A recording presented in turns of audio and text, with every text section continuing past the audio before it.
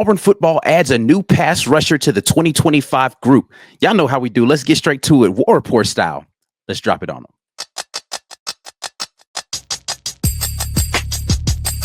You are now listening to the War Rapport.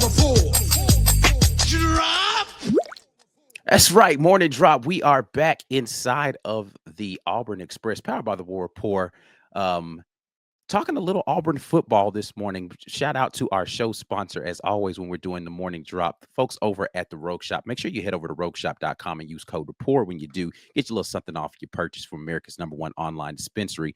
But let's get in here and talk about it. Chris Murray added via the transfer portal to the Auburn coffers.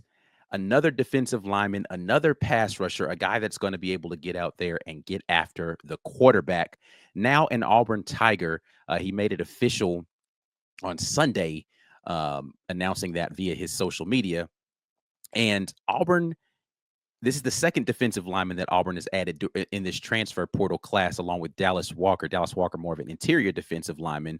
But Chris Murray is a guy who can really get after the passer along the edge. So he's going to be an edge rusher. He's going to join an edge rushing crew that I think is going to be formidable for Auburn coming into this season.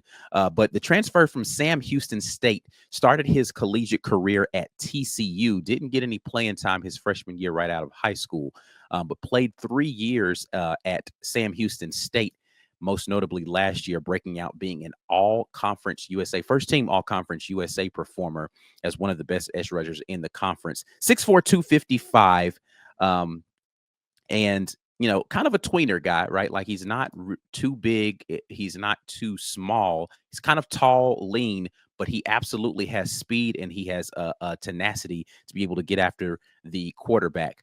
Let's just kind of look at some of the stats on him. He had 26 solo tackles last year, 5.5 sacks, and 2 forced fumbles. For his career, he has 50 total tackles, 39 of those being solo, 11 of those being assisted, and 1 pass deflection, 6.5 sacks. So 5.5 sacks last year. Again, that was his breakout season last year as a first-team all-conference USA performer, and someone who Auburn is going to be adding now to a pass rushing group that performed okay last season, but definitely needed some more of the specialized ability to go and get after the passer, maybe even be able to track down some of the mobile quarterbacks in this conference. DeMarcus Riddick, of course, was a guy who came along at the end of the year last year, towards the middle to the end of the season last year, as a guy who could go out there and do that. But you're going to need more of those people to be able to sub in and out. And I think that's going to be the name of the game for Auburn, is continuing to find ways to add depth this year.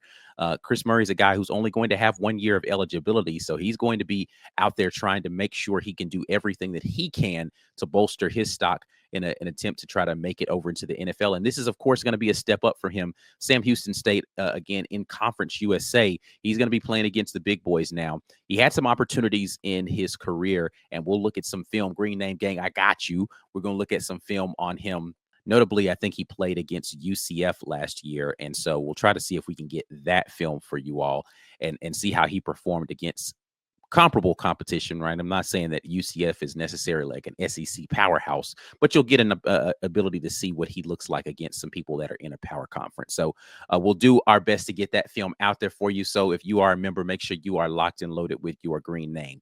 Now, outside of his ability to really rush the passer, you know, there's not a lot that I found about Chris Murray to talk about, but that specialized skill set is something that translates to the NFL, translates to this conference in the SEC. So it's definitely something that Auburn needed. I was going down the path of kind of talking about how Auburn performed last year.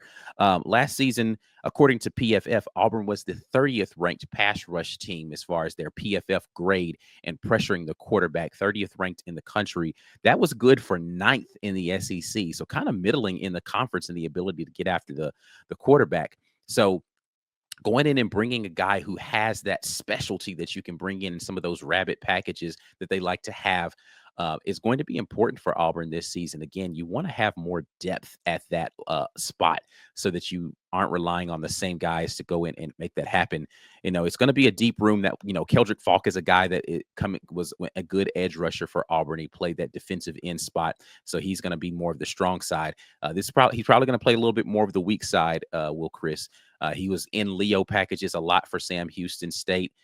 He lined up at outside linebacker, but he is a true kind of wide nine. If you think about that, wide edge rusher, that's what your purpose is when you come into the game, is going to get after the quarterback. So looking forward to seeing how he progresses. Again, he's kind of a tweener. When I looked up some pro comparisons for him, the one that came up that was pretty prevalent was Grady Jarrett, the Atlanta Falcons. So a guy who was undersized but still able to move around a lot and had some versatility along the defensive front, and was able to use his quickness and kind of transfer that speed to power in his rush to be able to get after the quarterback, and has decent use of his hands as well. So he's a guy who's going to come in with a specialty, right? So see him. We talked a little bit about this in 3rd and long scenarios with the promotion of Tanner Burns, and whether or not, his promotion at the nickel is going to be something that's going to translate well for the next season. This is a guy who's going to be able to come in on those 3rd and long situations, and really you're going to need to see his impact on those downs. Can Auburn start to generate some instant pass rush, really only having to have 4 guys, right? Like, we just want to line 4 up and be able to rush or bring sim pressure where we're rushing 3 and then, or dropping 1 off of the edge, something like that.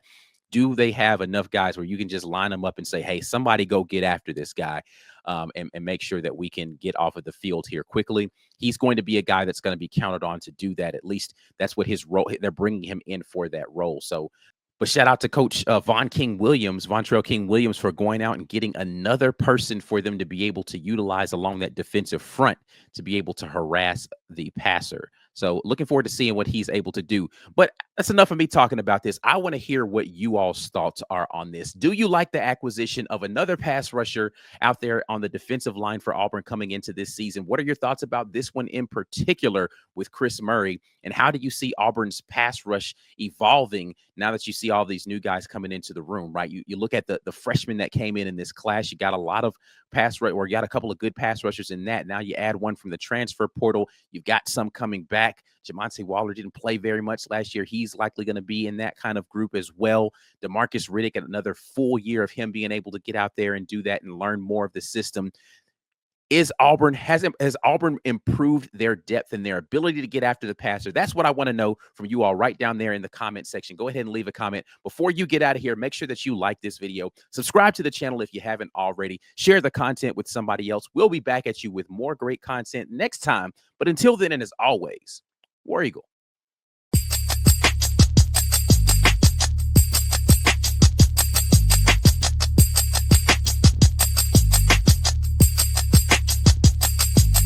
Drive.